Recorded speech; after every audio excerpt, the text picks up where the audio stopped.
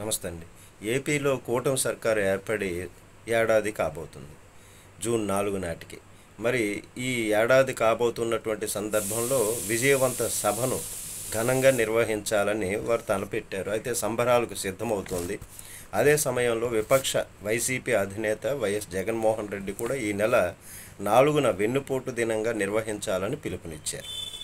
మరి కూటమి పార్టీలు ఇచ్చినటువంటి ఎన్నికల హామీలు ఇప్పటికీ కూడా నెరవేర్చలేదని, దీనికి నిరసనగా 4వ తేదీన జూన్ ఆందోళనకు పిలుపునిచ్చారు. దీనికి కౌంటర్గా జనసేన అధినేత పవన్ కళ్యాణ్ తమ పార్టీ శ్రేణులకు ఆందోళనకు పిలుపునిచ్చారు. ఏమని అంటే, కూటమి సర్కారు ఏర్పడి ఏడాది అవుతున్నటువంటి సందర్భంలో జూన్ 4న పీడ విరగడైనటువంటి దినంగా నిర్వహించాలని పవన్ కళ్యాణ్ గారు చెప్పినట్లుగా నాదెండ్ల మనోహర్ గారు వెల్లడించారు.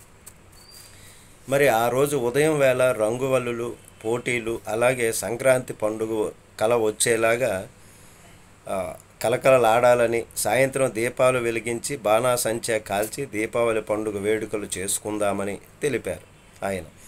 ఆ చిత్రాలను సోషల్ మీడియాలో పోస్టులు పెట్టాలని ఆయన కోరారు. అయితే పిఠాపురం నియోజకవర్గంలో పార్టీ కార్యకర్తల ఆత్మీయ సమావేశంలో నాదెండ్ల మనోహర్ మాట్లాడుతూ, గత ప్రభుత్వంలో రాష్ట్ర ముఖ్యమంత్రిగా ఉన్నటువంటి వ్యక్తి స్థానిక ఎన్నికలను వన్ సైడ్ చేసేందుకు కుట్రలు పండితే దానిని జన సైనికులు, వీర మహిళలు ఎదుర్కొన్నటువంటి తీరు ఓ గొప్ప స్ఫూర్తి అన్నారు. అన్ని చోట్ల ఏకగ్రీవాలు చేయాలనే కుటిల ప్రయత్నాలను అడ్డుకున్నారని ఆయన అన్నారు. అయితే అది పవన్ కళ్యాణ్ నేర్పినటువంటి తెగువ అన్నారు.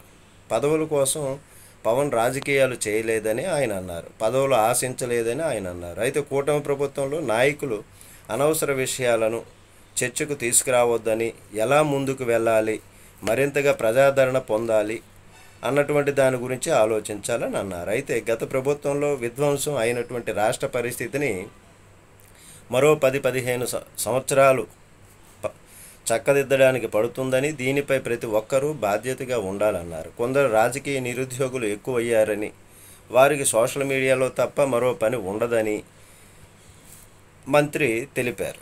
అలాంటి వారితో, అలాంటి వ్యవహారాలతో జాగ్రత్తగా ఉండాలని ఆయన అన్నారు.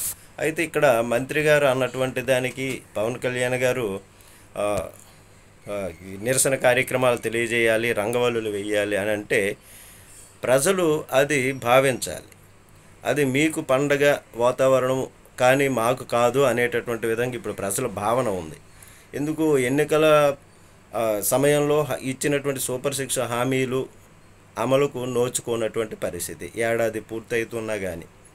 మరి ఇట్లాంటప్పుడు రంగవల్లులు, సంక్రాంతి శోభ, దీపాలు, దీపావళి ఇట్లాంటివి ఏం జరుపుకుంటాము అనేటటువంటి విధంగా ప్రజలు భావిస్తున్నారు. అయితే మీరైతే ఏమనుకుంటున్నారో కామెంట్ తెలియచేయండి. నమస్తే.